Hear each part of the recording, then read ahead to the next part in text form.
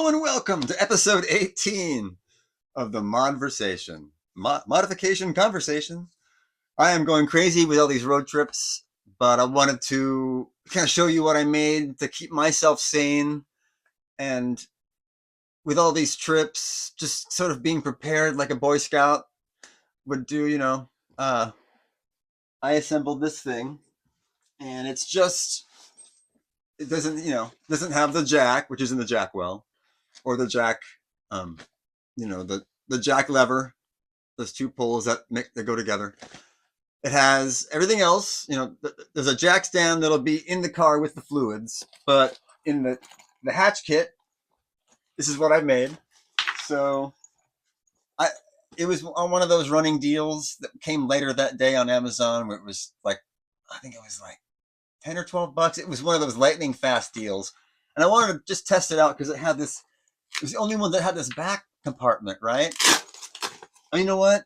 It was a little bit more, but I liked it because it came that same day. I'll try and put the exact lightning deal thing in the description. But what I like about it is it had this that Velcro shut. And this is something that I've dedicated to the car because it's a 17-inch, right? And it was in just a bucket of stuff I had. I mean, I have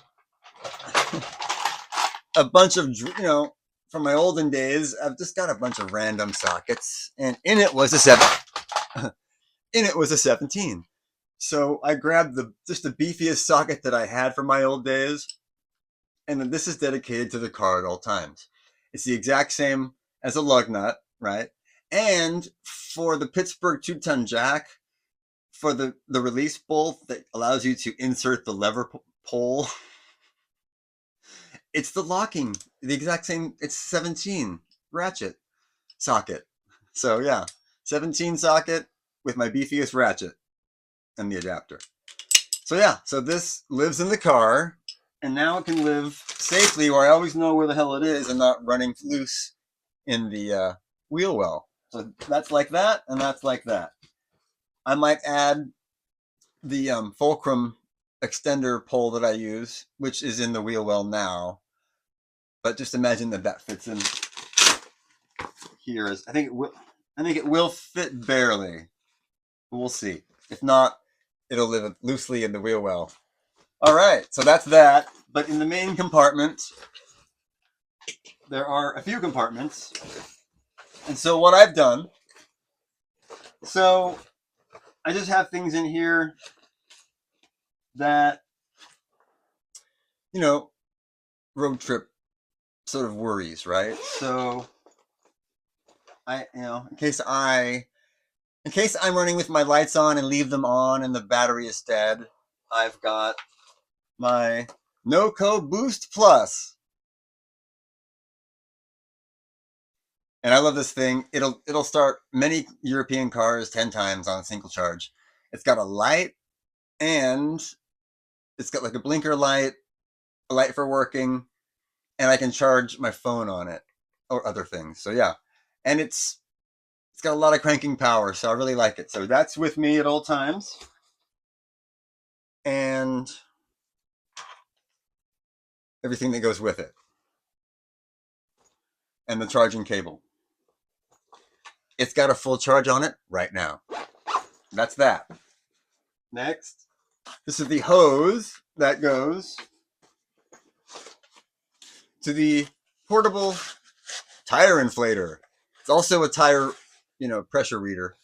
And so yeah, it's touchscreen and portable, fully charged. And it's one you've seen in a short that I made about how to pump up your tires. But yeah, this one is definitely ready to go. And I do have an iffy tire that I think was vandalized. So I've sort of repaired it best I can. It's got a slow leak. It loses about 6 psi per week, which isn't bad. I keep tires at 36 for this time of year. And I noticed this one gets down to 32 a lot. So before I do anything, I just pump it up. And as it's going, it's fine. It's when it's sitting that it loses pressure. So I'm going to have it fixed before I go back to Fresno this time. So yeah, I've got that, which is, I feel, I mean, I usually keep it in there just loose. So it's got a nice place to sit that's not, not falling around the wheel well, which it used to just be in a cardboard box. So here it's in here. And then I have this emergency light, which I really like. This was also a lightning deal. I got two. One for here and just one for me to have just for fun to play with. But it's got a, if you needed to start a fire, you could roll up a little piece of newspaper and you could light a fire here. They call it a cigarette lighter, which is, in this day and age, it's hard to find something that has a cigarette lighter on it, right? So I like that. And it's got a pretty bright light on it, Whee! So yeah, hey. So that's that. And that fits in there. It's got a full charge and the charging cable is with it. So I just have it ready to go if I need to use it. And it's bright. If I needed to do something on the side of the road, it would also go red and blink. Let's see if I can. Yeah.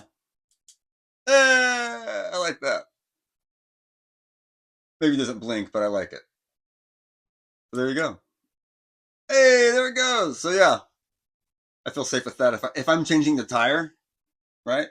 I like that. So yeah, that's in the car, and it's got a magnetic. I could, if I'm working on the car, it would mount to something metallic. It's got a magnet on it. I have it on my desk at all times in case the power goes out. But it doesn't go out because I'm just like 50. I'm like 500 yards as a crow flies from the Department of Energy. I don't think it's going out around here. I've never had a power outage around here. I don't think. In 4 years, never one. And so, emergency light and just Velcro. This Velcro sticks to the inside interior, like the carpet and the cargo cover and the interior of the hatch. So this Velcro just sticks right to it. So I have a lot of it for in case I'm moving. So what if I need something extends beyond the hatch and I have to close the hatch on it? I can use that along with there are a lot of bungees that are in the wheel well. And I've got this in case something is sticking out the back. I've always got something red that will make me legal to have it sticking out. I don't want to get a ticket. So there's that just in case. And it all fits. Cool. So that's that. And it's got a handy strap. But I like it. I mean, it was cheap and it came super fast. I would rather have had a red one or a black one to match the car. But it does its job. And I might swap it out with the black one that I have later. Right, for right now, this is packed and ready to go, and I'm back and forth, so it's with me and it's ready, and it gives me peace of mind to have it. And as a bonus, so back when I was making KDP things, and I stopped, but I had, as a publisher, you can get some author copies. So I got I fired off a few, and then I stopped doing it. It wasn't anything that was worth my time as far as what I was willing to put into it. But what excited me about it was I was able to make KDP books fast. Like I found a guy that was showing me how to do it, and as he was doing it, I was able to follow along because I had the same software he had, Affinity Designer, and so I was able to make the cover fast and the content. And because I was using, Google's version of PowerPoint, everything was so easy that I put a lot of coloring books up on Amazon, and it wasn't profitable. Nobody was buying but me and my friends, and it wasn't anything that was making me any money. So I stopped, but the other copies I've kept and given out as gifts. But in the car, in the GTI, I'm lucky that I have a book she's on the cover. So in it, I have the registration, and I have things like, you've just seen the key fob battery replacement. So I put it I put it in the car. I keep one in the car with everything. I just write in the pages what I do. Oil change, rear brake pad, whatever. So I just put, this is the maintenance log that I have stuff in the car as well, and I just write it in with a Sharpie, the thinnest little Sharpie. So keep something like this in the glove compartment where you always know where your stuff is. And for me, there's always a pen with it. It's always boop, boop, boop. So a pen goes with it, and in the glove compartment, you have everything sort of together. So that's my, road trip, insurance card, registration. Everything is together in the car.